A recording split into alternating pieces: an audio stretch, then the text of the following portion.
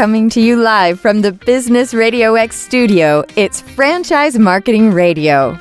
Ready to revolutionize your franchise with AI? Franchise Now empowers franchises with advanced AI solutions, automatic processes, and enhanced marketing strategies. From personalized customer interactions to predictive analytics, we help you harness AI to drive growth and efficiency. Transform your franchise with the power of AI. Visit Franchise Now to learn more and take your business into the future. Now, here's your host. Welcome back, everybody, to Franchise Marketing Radio, where we spotlight brands, leaders, game changers that are shaping the future of franchising. Today is no different. My guest is a powerhouse in franchise consulting, in the franchise consulting world. He's been on both sides of the table as a multi-unit franchisee, as a franchisor executive, and now as the founder and CEO of Franocity. And basically, he is redefining how candidates find their perfect franchise fit and how franchisors recruit high-performance owners. He's been featured in the Wall Street Journal, the New York Times, CBS, Money Watch. Cliff Nonnenmacher, welcome to the show. Good to have you. Yeah, man. Thanks for having me. I'm happy to be on. Well-known show in our industry that I've never been on, so I'm really happy to be here.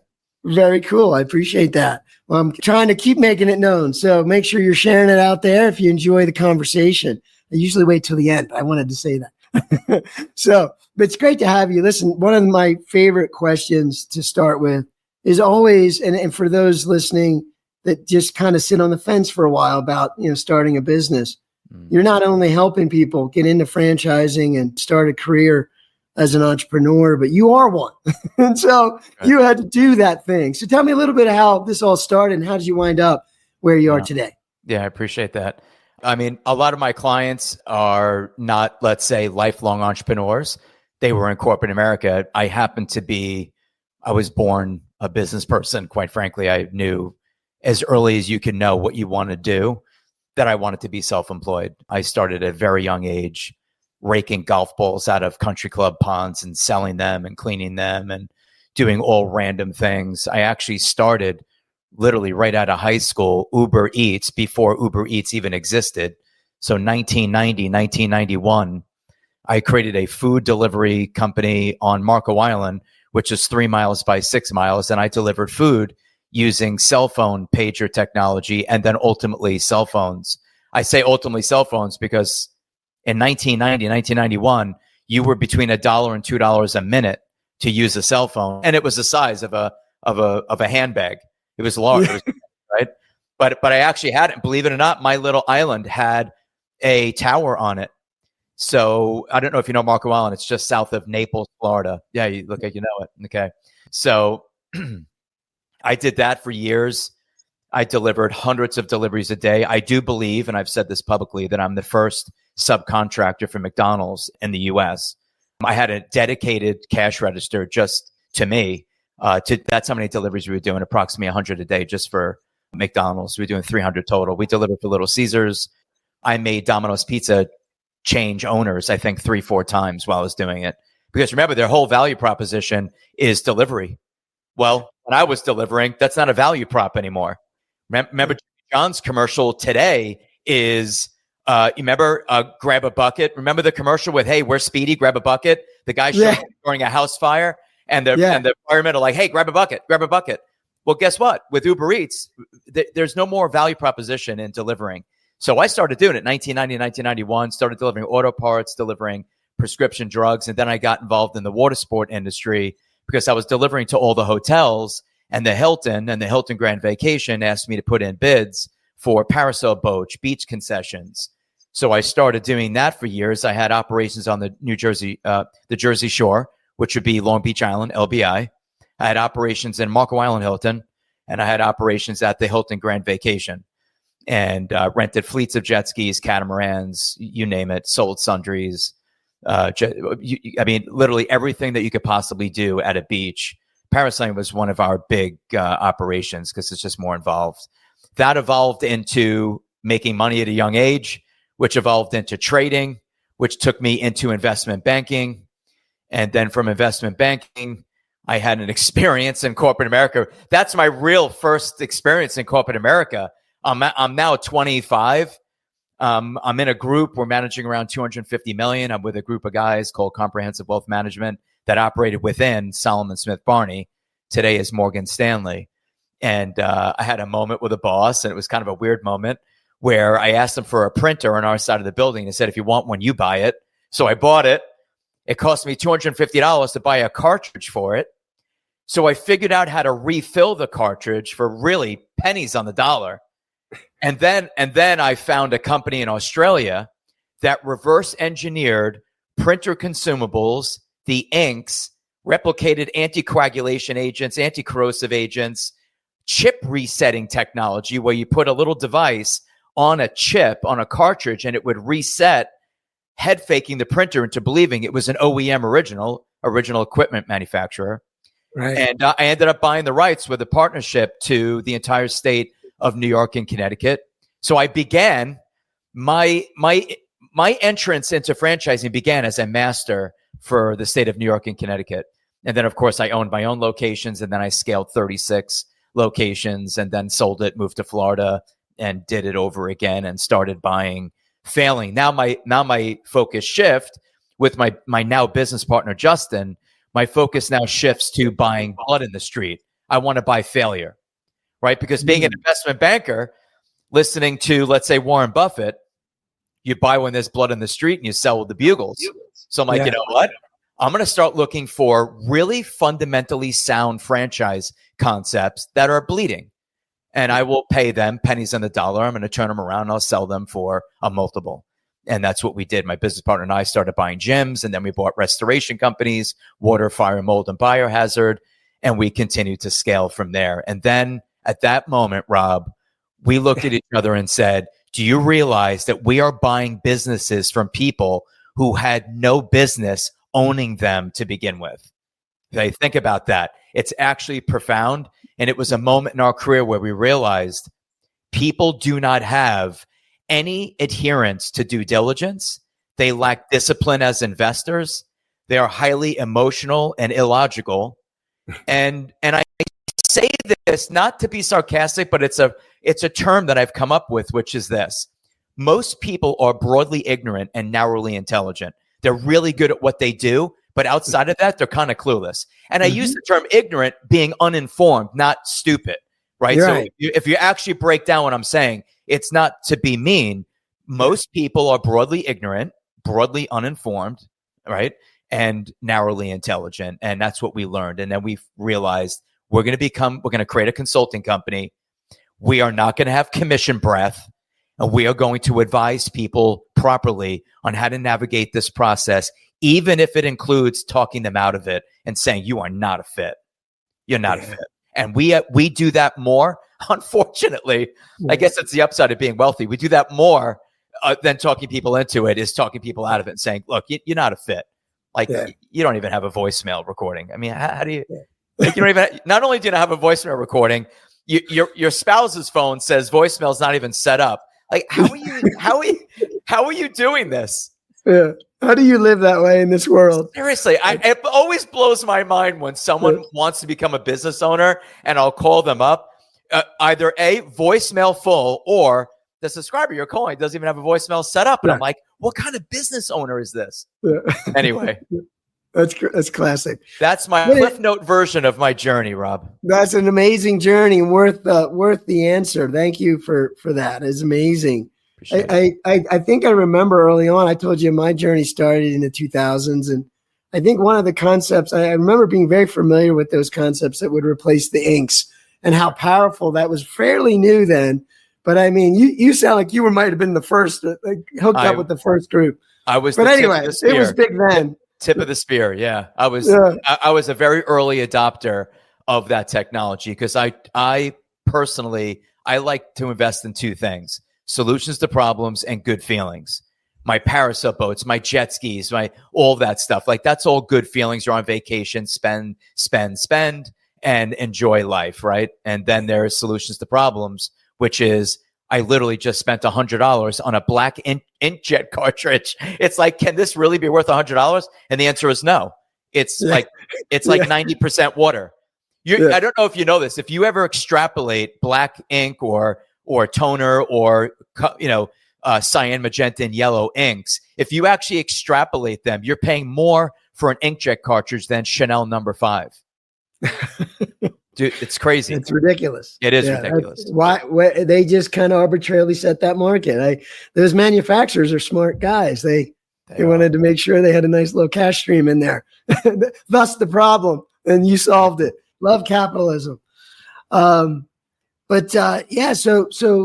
you said something at the end of the last part of your answer that I think is kind of tees up my next question, and I want you to share a little bit of what makes you guys unique at the way you approach the process, both from a franchisor angle. So when you're talking with a franchise brand, your approach when you're talking to them, this is why it's important.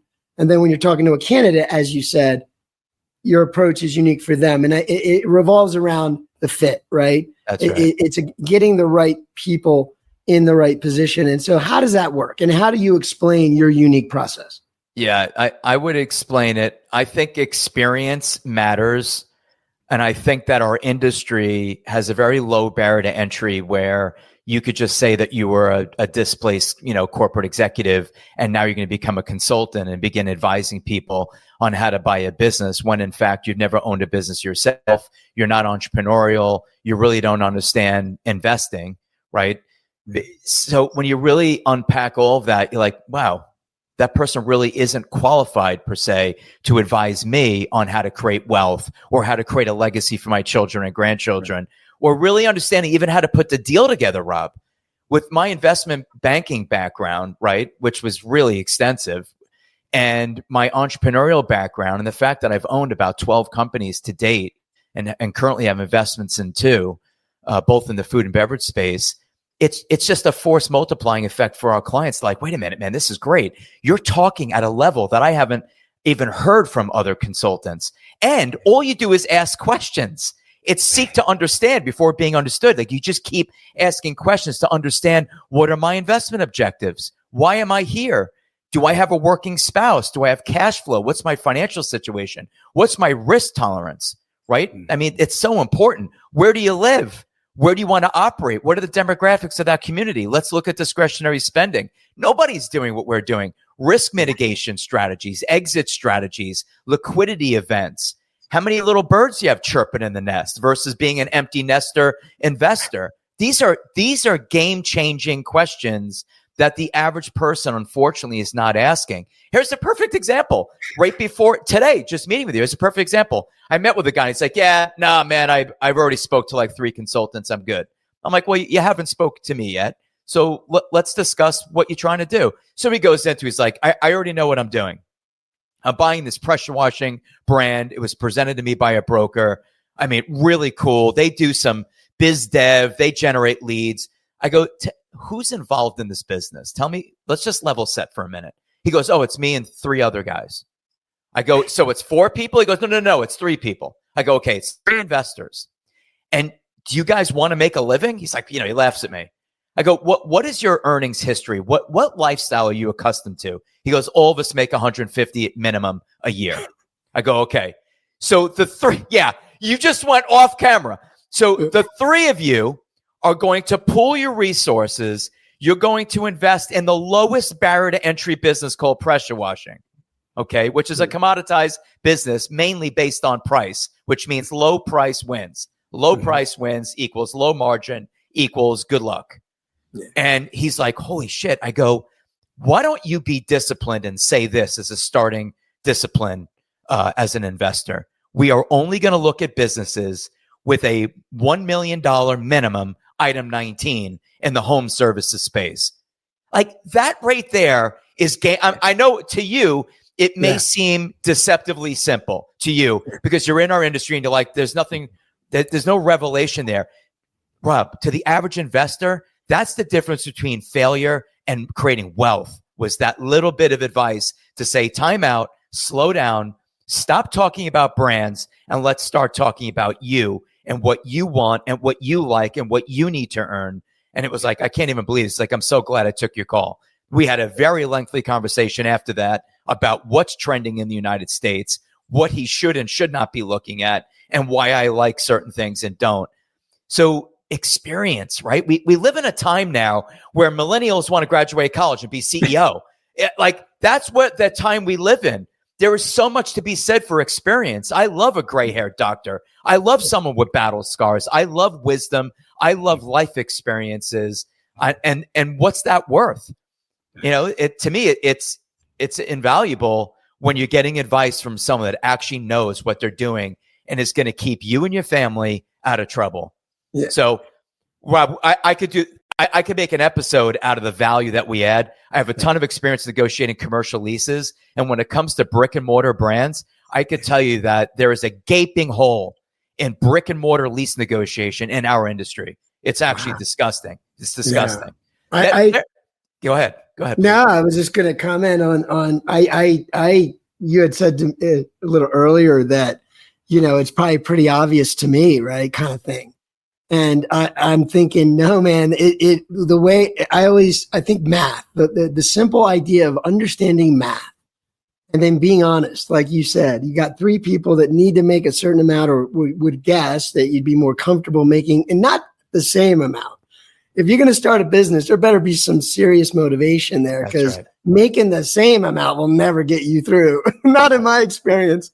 That's the goal. So like just understanding the math, and then you're saying, okay, then that's pretty straightforward when you look at it that way. Then you need $1 million business that is, you know, and here's an industry that is typical for that. And so brilliant the way you frame that, because it was true. And honestly, you can fight that if you want, but you're not gonna be satisfied in the end. The broker, but that was brilliant. Yeah, the broker is getting fired, right? The other broker is now fired, and it's like they're going to hitch their wagon on our firm, and we're going to take them hopefully to the finish line and advise them prudently and be good stewards. And I'm not a fiduciary, as you know, but I always act like a fiduciary, because as an investment banker, I don't know any other world to live in but to behave like a fiduciary when you're dealing with other people's money, investments, and advice. So it's kind of how we act. It is one of those rules that was invented for, you know, to protect people doing the wrong thing. It's not like you shouldn't do that anyway. Like you, the way, what that means is you're just really good at your job and you're helping think for your clients. And I would say, you know, no, I don't. When I interview or meet people in your space doing what you do, not many have that background, what you're talking about. No, I agree with you. And I'm happy to be on here to share our story. Thank you. And I do have a finance degree from my undergrad, and so I did think about that pathway. I should have known you. I should have gone your route. I'm more like your DNA, not a guy that sits around in front of a computer all day. And I just didn't go to Wall Street. You're a beast. You're the jack of all trades, man. You're involved in everything. Yeah. That's why I'm an entrepreneur, right? Anyway, you start to figure yourself out as you get older, and it does take some wisdom to actually get it right. So. Anyways, all right. So wanted to get your feedback. You know, my background a little bit, just in talking to me briefly, is in technology. And obviously a lot's been going on in technology. It just seems to be, you know, propelling and increasing in momentum, whether we're talking AI or get into all kinds of other technologies that could be disruptive. And technology itself has been kind of a thing to think about. In the 2000s, right? It was sort of, you know, building a little momentum. Maybe you're thinking you need a website. By the 2010s, maybe some of the brands that, well, we better get websites for the franchisees, so forth, right? And then social media comes and mobile comes. And tell me about AI from your point of view. Like you're in, you know, as an investor, as a business owner, from every perspective you can think of, how do you properly filter the noise? Yeah, how do you know where to focus that? Because we know it's happening. We know that you got to be innovative, but how do you do it right? And what are you looking for when you look at a brand, when you think of that? Okay, so I love AI. Let's start there as a blanket statement. I love AI. It's game-changing technology, but I'm not going to be clueless to the fact that it's going to displace hundreds of millions of jobs across the planet. There's no doubt about it. I am now so our industry uses a term, unskilled labor. You've heard this term a million times, unskilled labor. It's used everywhere. I actually use the term de-skilled labor. and I've been using it for years. And people get caught off guard when I say de-skilled, and they're like, "You mean unskilled?" And I'm like, "No, I mean de-skilled." Unskilled labor doesn't mean that it will be replaced by AI or a humanoid or a robot. De-skilled labor means exactly that. I'm buying into a franchise. Let's say the head count is 5 de-skilled employees. That means in the future is now, I have the opportunity to replace 5 employees with AI, automation, routine tasks, humanoids, Tesla Optimus bots, et cetera, et cetera. There's a big difference between saying, well, I trim trees. Right. That's unskilled labor. So you have a guy that climbs up a tree, uses a chainsaw, and he chops it down. I don't see a runway in the next 5 years where Optimus is doing that. I just don't see that happening yet. Right. So there are businesses that I look at where I truly feel that when you buy it, within the next 36 to 60 months, you are going to grab operational efficiencies by replacing people with AI. Look, it's another reason why we have a president that wants to bring all the jobs back. You know why he's doing? Because he knows no human being is going to be doing most of the work. He knows it. That's why he's not worried about paying $14,000 for an iPhone, because it's never going to happen. See, that what's happening right now, and it's not a political discussion. I don't want to go there, but that move right there tells you that there is no expectation of human beings filling in those roles on manufacturing. They know it's going to be automated. They absolutely know it. And we're going to start to see that automation in franchising. Look at outbound. Look at scheduling. You could do scheduling. Well, come on. They speak obvious. Yeah. Rob, they speak 120 languages. I mean, can you imagine dialing the phone and I say, "Rob, it's Cliff. Hey, by the way, do you speak fill in the blank?" And you go, "I speak 128 languages. Please let me know which one you want to speak." That's where we're at. Scheduling, confirmation, basic things like giving an estimate, all this stuff. Now you've got, instead of guys climbing on a roof, you have drones doing it. So there's all sorts of efficiencies that are coming. Here's what I tend to look at with my clients. I tend to look at businesses, Rob, that I believe have at least a 10-year runway. And anything involving the use of a tool held in a hand with some type of hand dexterity, right? Like HVAC. HVAC, I don't see that being replaced. And I always refer to an Optimus bot because I think he's really close to having that thing pull up. And I really do. I think Elon with his Optimus is very close to having a Tesla vehicle pull up in front of your house in Colorado and fix something in your house. I really do. I think we're kissing the reality of that. Yeah. So I'm looking for tools, HVAC, things that are more involved, require some, maybe some human, involvement and decision-making, reasoning skills, communicating with the homeowner. I do like anything beauty, vanity, anti-aging. I love that category. I love anything involving the humanization of pets and animals. $150, $60 billion market cap, whether it's grooming, boarding, training, daycare. The silver tsunami I've heard on your show a million times. We all know what's happening. I'm aging, you're aging, we're all aging. But guess what? Our parents are older and they need these services right now. And you and I will need them later. And again, there's an industry that I guarantee you that this ages well. There will be a humanoid that will show up to my house in the future to make sure that I've taken my medication, to deal with a wound vac, to make sure that I'm getting up and I'm doing physical therapy or rehab. It'll be a humanoid, no doubt. We don't have the workforce today to deal with this issue. You don't have caregivers, CNAs, LPNs, RNs. People don't want to be doctors. They don't want to become CPAs anymore. They're all being replaced by AI. I mean, this is just happening. People don't want to, they always want to like straddle the fence with this AI stuff and build like both arguments. It's going to be okay. It's not, it's going to be a very different world. And I think it'll be the first time that we are living in a deflationary environment because products and services are cheap. They're cheap. It'll deflate. The kids will be able to buy a house. Kids will be able to buy cars. They think, it won't be this whole story about $9 eggs. Like all that stuff is going to change. So I think we're at the peak of inflation. And I think as we introduce AI, robotics, and humanoids, and And we didn't even talk about quantum computing, and I won't even go there. No, we have to come back. Exactly. So it's mind-boggling. Deflationary is my prediction. Focus on 5 categories. Anything involving the use of tools, anything involving the war on men, I put it in the same category.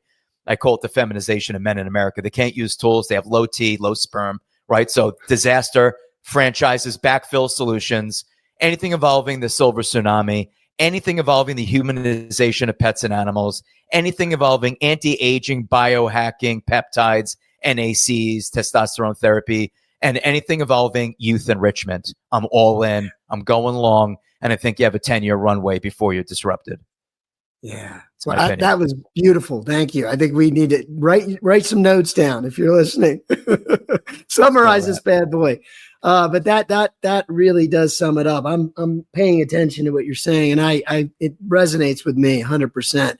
It's very much about relationships. When we think about franchising, and I'm going to ask you a follow-up question here in a second, but when we think about franchising, it really is about this person, this idea that you want to do more, right, with your life. There's a purpose. You have something you want to create, right? Something inside you.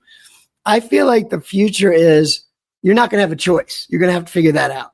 Because you won't have to do the work the kind of work that most of us don't want to do to make the world work. Right? There's all these types of roles we have to make the world work, doing things that a lot of us don't want to do. So those things can be replaced. That seems obvious. The real question is, what would be someone's purpose? What would be the thing they do with the extra time? Or if there is a new economic structure where there's money coming in and now you have more time, what will you invest in? Well, we still are people and our fundamental needs won't be any different. That's right. And so we'll have time to give back to that, whatever that looks like. It will be an entrepreneur paradise because it'll require some great creativity, but we'll have it. We'll have the resource. I'm excited, but it is a little unknown. I don't know what it'll look like, but I wouldn't hold on to those certain jobs. I always think, why would you want that job anyway? Oh, totally. Yeah. I had a guy want a tax accounting franchise to put in Class C space in a strip mall. And I'm like, man, you know that that profession's dead. It's dead. Yeah. I mean, TurboTax was just the beginning. The final nail in the coffin is going to be quantum computing meets a humanoid, says I could do your taxes and save you more money. Do it perfectly the first time. Literally perfectly. Accounting is and that's why no one wants to get in the profession. It needs to be perfect. I could misquote a word, I could misquote something, I could make a mistake right now on this call, right? And I could recover from it. It's not a big deal and it doesn't hurt anybody. Accounting, it needs to tick and tie back. 1 + 1 = 2. It needs to balance out. Accounting is a grueling profession. I have the utmost respect for people that enter that profession, but it is not an easy profession. And unfortunately, everything we're talking about today is the first time in history that technology is not attacking a blue-collared worker on an assembly line. It's going after the smartest people in our society, doctors, lawyers, CPAs. And I feel bad if you're a teacher and I feel bad if you're a professor. I mean, because I'm telling you, you've outlived your usefulness by about 5 years already, honestly. Yeah. It's crazy. I love how I learned today. I've always been a self-learner, obviously, like yourself. And, you kind of learn things and figure things out as you go. And the internet created this opportunity in our lifetimes, right? I got out of school in the early 90s. I won't say exactly, say 92. I'll just date myself. That's fine. But there was no real. Oh, there you go. So there was no official internet really.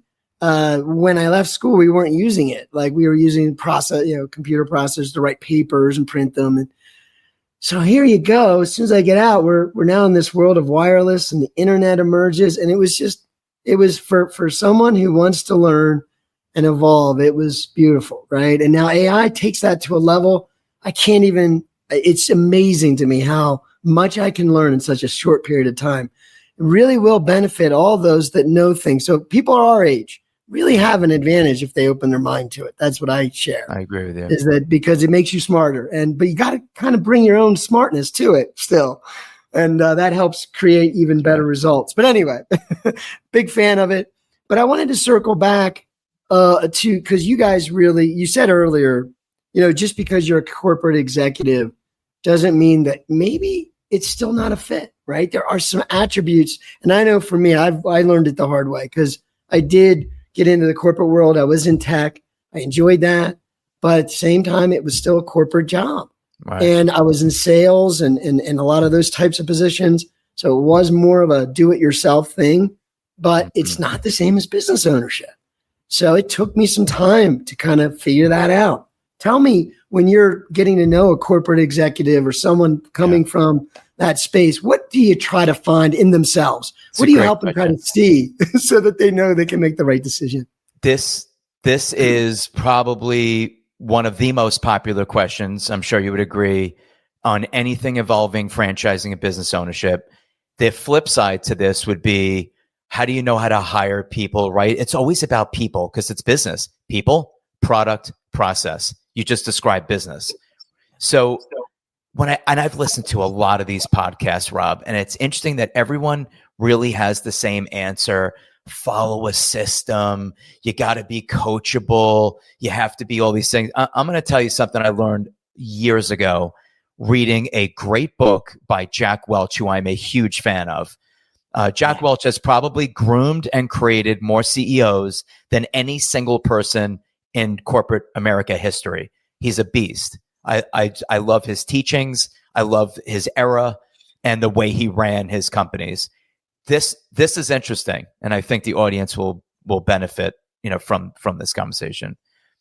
People have asked him, "What do you look for when you hire someone?" He goes, "It's simple. I look for the 4E, 1P principle. The first E is, do you have energy? Do you know how many IT executives I speak to on a daily basis that can't even finish a sentence, and they have sweaty palms just talking to me because they really don't like talking to people?" Right? Yeah, they're making $1.50 writing code for Amazon. They have zero energy. Zero. When you have zero energy, it brings me to the next E. How do you energize your staff if you're low energy? So you need to be energized. You have to have the ability to energize others. You have to be able to execute. That's the coachability. That's the follow the model piece. You got to execute flawlessly. Here's the blueprint. Here's the roadmap. Follow it. Don't change it, right? Next is edge. We live in a time where we have silenced the intelligent to not offend the stupid. You have to have edge.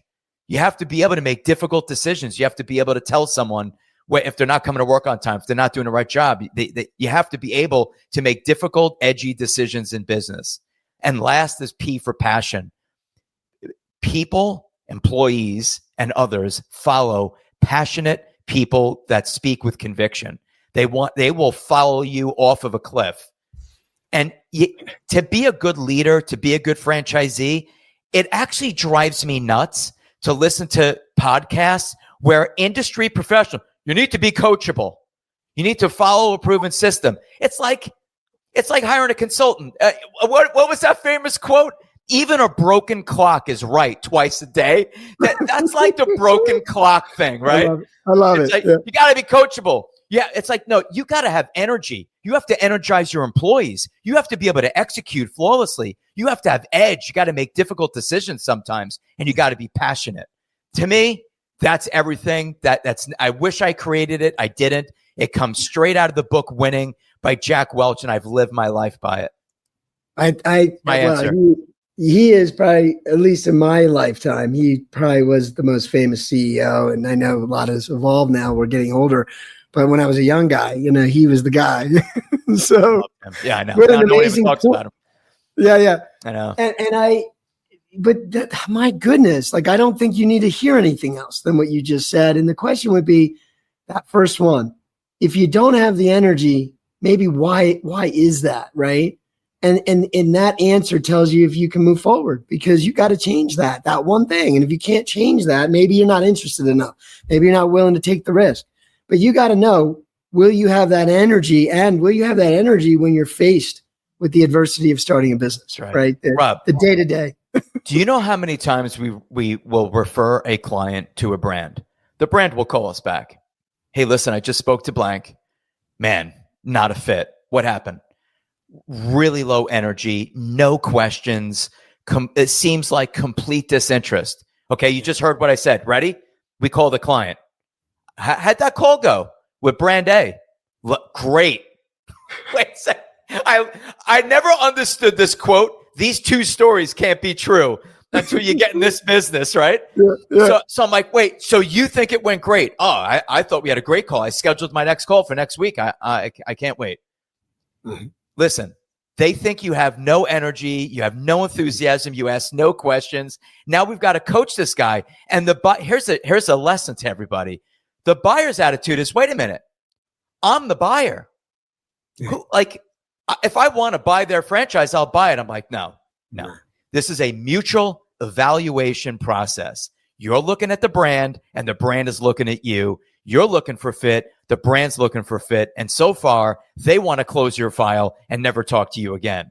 That's right. So when I tell you how often we have this conversation, it's often because people live in this consumer attitude where the customer's always right. The customer's always right. Okay, that doesn't exist in buying a franchise. It's their brand, and they want to award a franchise to the most qualified person.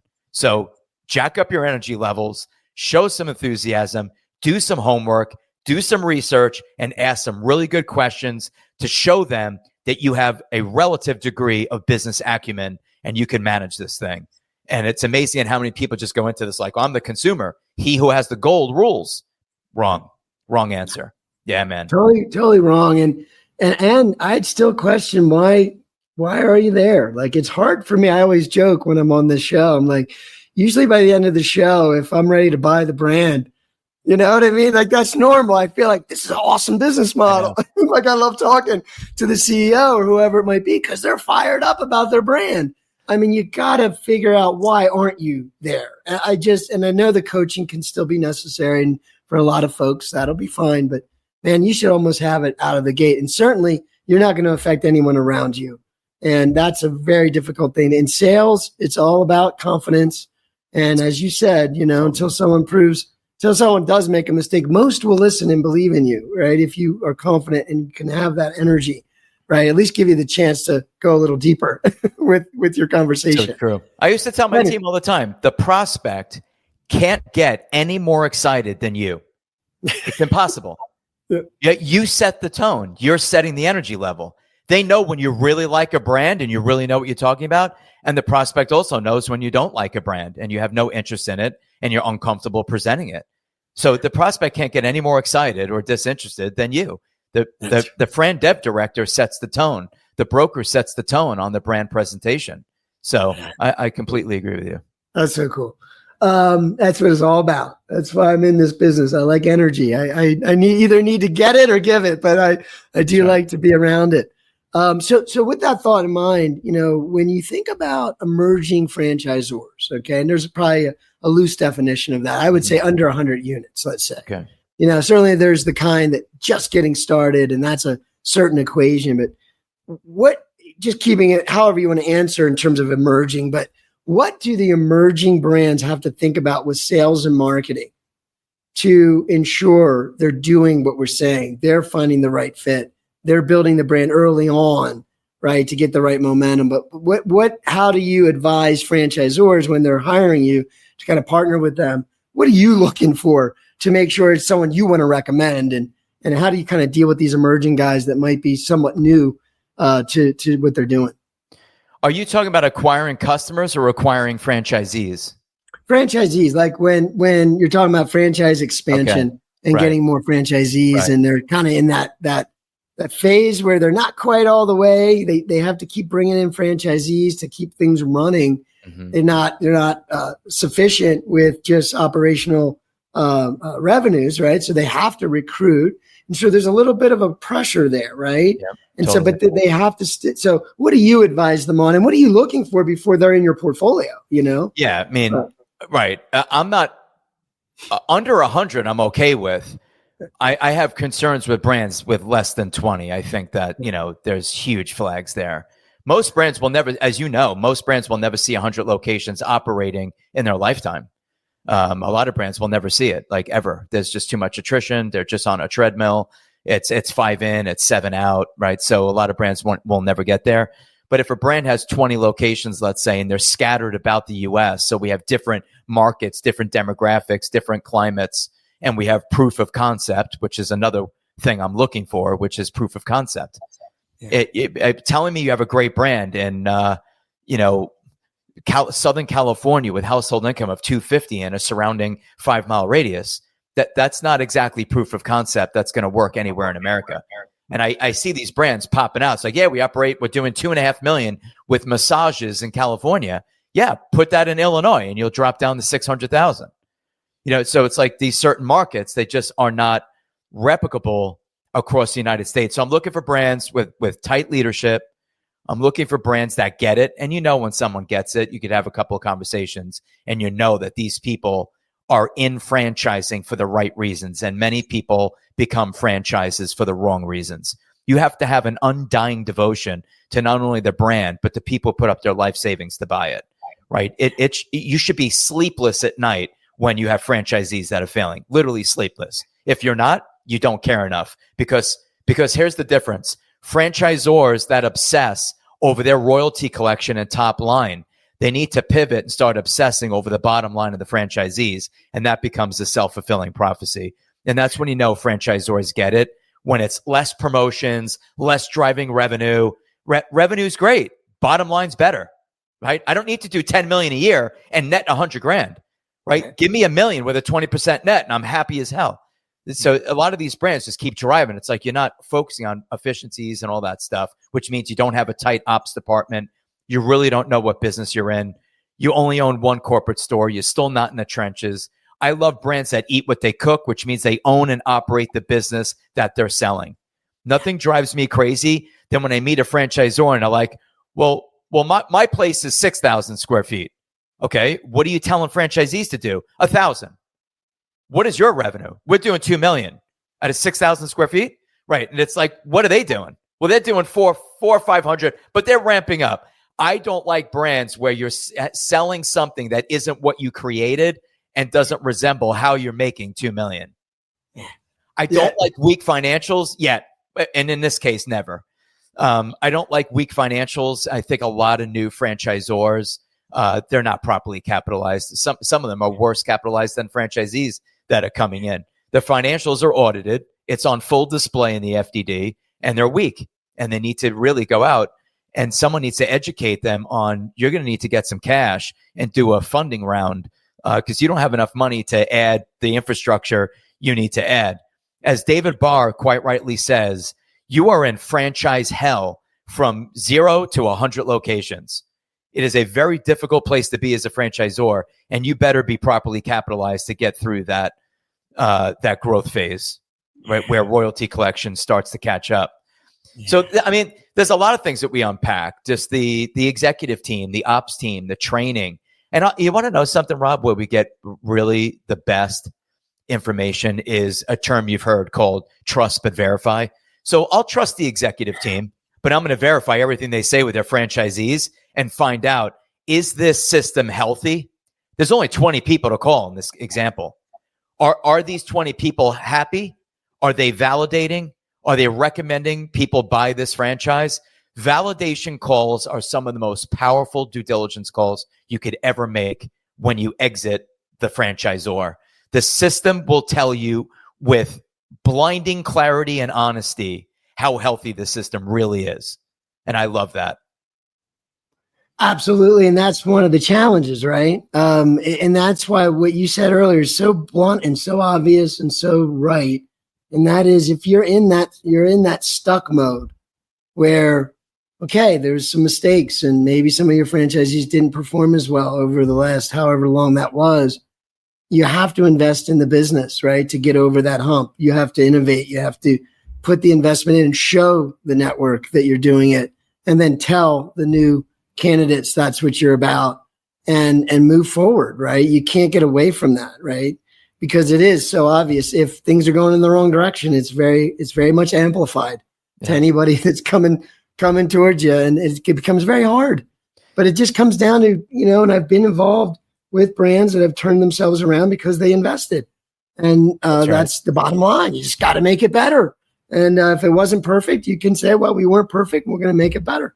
But you can't just stay. If you do, then you're one of the ones you're mentioning. And that's good advice to be able to sort and sift the right ones for your candidates. So have you interviewed John Rocci? Have you interviewed John Rocci from Franworth? I don't know if I did. I don't know if I have.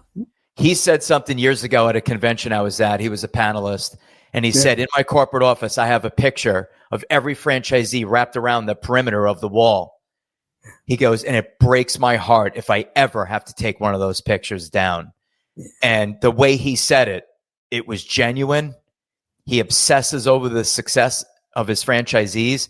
It was eye-opening to me. And it's like, that's the attitude. If you want to become a franchisor, you want to get in this business, that's the attitude you have to have. That really stuck with me. John is a great guy, great company. He surrounded himself with great people. You should have him on your show. He'd do a great interview. I'd love to. Sounds like he'd be again, just enjoy the conversation.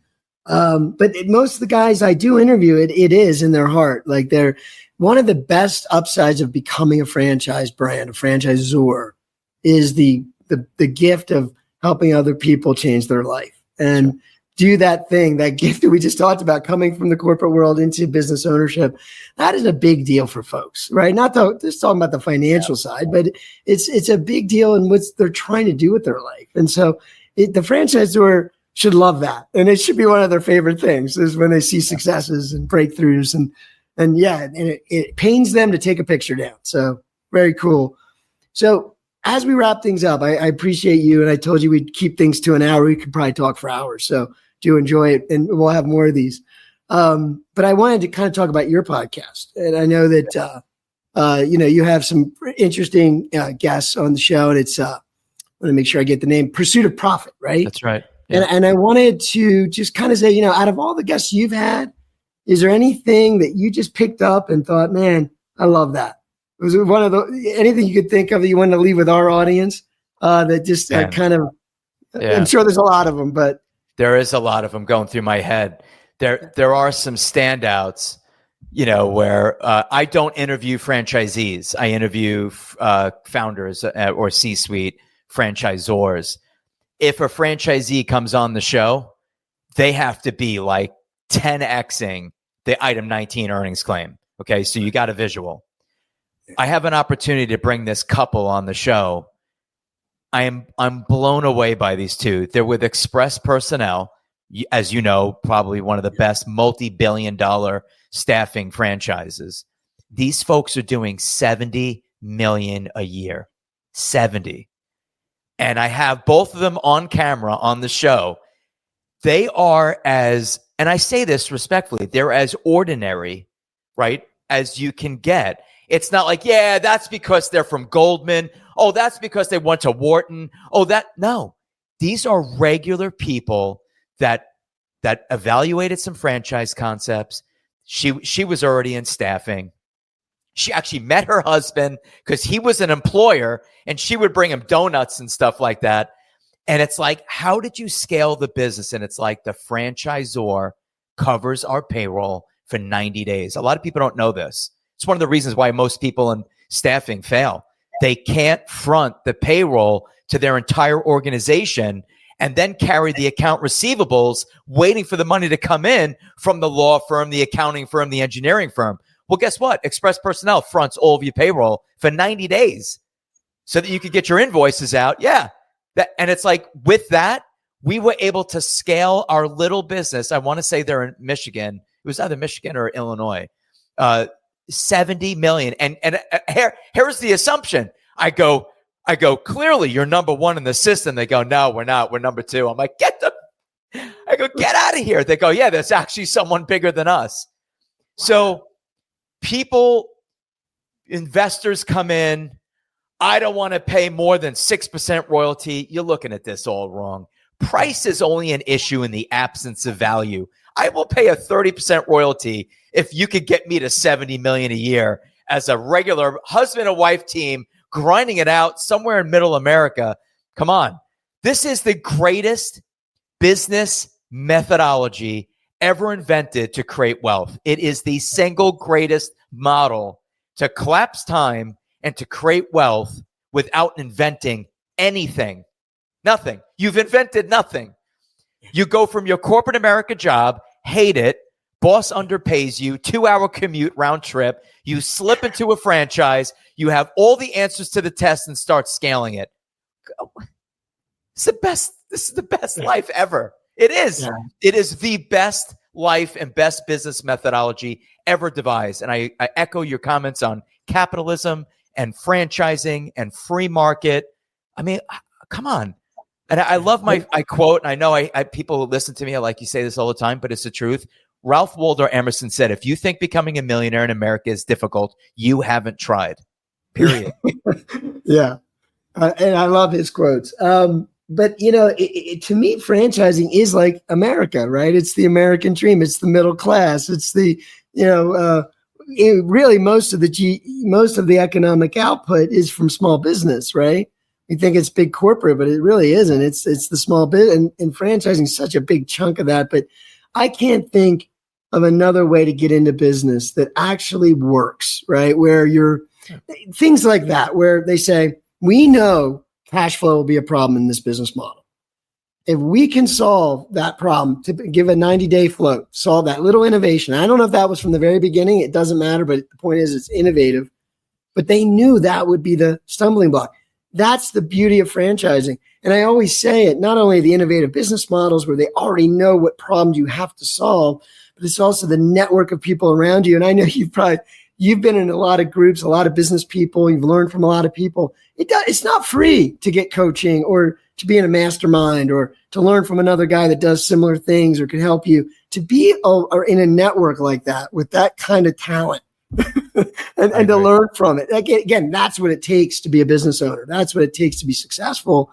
A lot of it's just baked into franchising, which I like because I like that people have a great shot.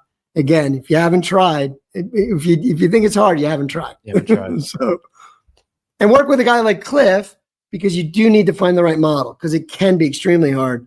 But if you do find the right one, there's no better way than franchising. That's for sure. I agree. So, all right. Well, I want you to just, if you could, share with the audience how to get a hold of you, how to get a hold of your brand if they're interested in taking this journey. Yeah, you can reach me go to a website, franocity.com, FRANOCITY.com. And I'm Cliff Nonnenmacher. I co-founded it with my business partner, Justin Guevara. And if you want to just play in traffic and listen to different shows, The Pursuit of Profit, it's similar to what you're doing. And I think this is an outstanding show. And I went through a lot of your episodes. You have phenomenal guests on. And I think this is you do a great job on this show, which is one of the reasons why I wanted to be on it. I think it's excellent. So I appreciate you letting me plug my show. And I hope people do reach out because we could definitely help you navigate this process. I don't know if we mentioned, Rob, the services are free. Nobody believes free. So I do say it twice. We represent the buyer for free. We're paid by the seller at the seller's expense. So the services are free. You're not obligated to anything. And I would not do this alone. There's 4,000 brands in this country. Many of them are not worth buying. You know, align yourself with a professional advisor who can help you navigate it. Exactly. It is the best industry in the world, but you still got to navigate. There's certain, we explained it earlier. So that's right. I highly recommend it. I really appreciate you being on the show. I echo what you said. It's fascinating. And whenever I walk away from conversations smarter, and I absolutely did this time in a big way, I appreciate it, man. Thanks for the work that you're doing. And thanks for giving back because you could probably do a lot of things and you decided to kind of invest. And that's why don't be confused with the word free, because the value of talking with a guy like you is it's not usually accessible. Right. So take advantage if you get a chance to talk with Cliff and his team. I appreciate you being on the show. Thank you, Rob. You got it. And so thanks to our audience. Again, if you found the episode helpful, please share it. And we'll talk again soon. Thanks for tuning in. Bye for now.